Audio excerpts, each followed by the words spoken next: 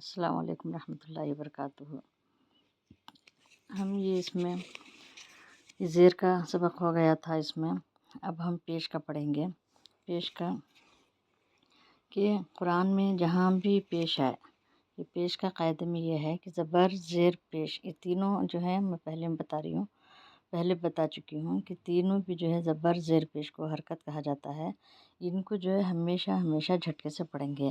شروع میں آئیں، بیچ میں آئیں، آخر میں آئیں، جہاں بھی یہ تین حرکت آئیں تو ان کو ہمیشہ جھٹکے سے پڑھیں گے۔ اسے اس طریقے سے نہیں پڑھیں گے او بو،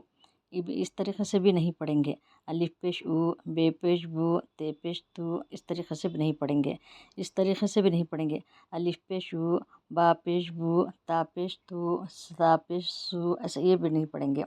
بلکہ اس کا پڑھنے کا صحیح طریقہ یہ ہے کہ او بو تو ثو جو حو خو دو ذو رو زو سو شو شو زو طو ذو عو غو فو قو کو لو مو نو وہ ہو او یو۔ اسے بھی جو ہے جھٹکے سے او یعنی او یو، یہ پورے حروف کو جو ہے جہاں بھی یہ بتایا جاتا ہے کہ اس طریقے سے جب لکھا جاتا ہے تو اسے جو ہے پڑھنے کا طریقہ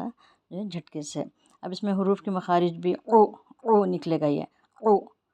نہیں نکلے گا، دیکھیں او اگر نکلا تو تینوں سیم ہو جاتے ہیں، تو اسے نکالنے کا طریقہ کیا ہے، عین کو او، اسے جو ہے زو زبان کی ٹپ سامنے کے دانتوں کے نیچے رہنا، اوپر کے سامنے کے دانتوں کے نیچے رہنا۔ دیکھ اسے اگر زو پھر اسے زو تو پورے حروف جو ہے ایک ہی ہو جاتے ہیں، جبکہ پورے چار حروف بھی جو ہیں الگ الگ ہیں، 5 حروف زو غو اور غو، اس طریقے سے یہ پڑھے جائیں گے۔ اب دیکھیے 3 حروف میں یہ جو ہے 3 جو زبر زیر پیش یہاں آیا ہے، تو اسے پڑھنے کا طریقہ کیا ہے، اذینا زبان جو ہے ہماری سامنے آئے گی، سامنے کے جو اوپر کے جو 2 دانت ہیں اس کے نیچے آئے گی، اذینا اوریسا روزیق نہیں آئے گا، روزیق اوریدا اوزینا زوریع دوریسا اوزیرا، اس طریقے سے آئے گا۔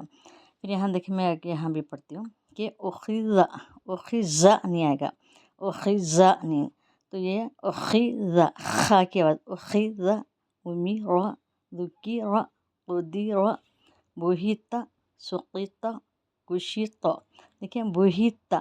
سقیتا کشیتا غلیبا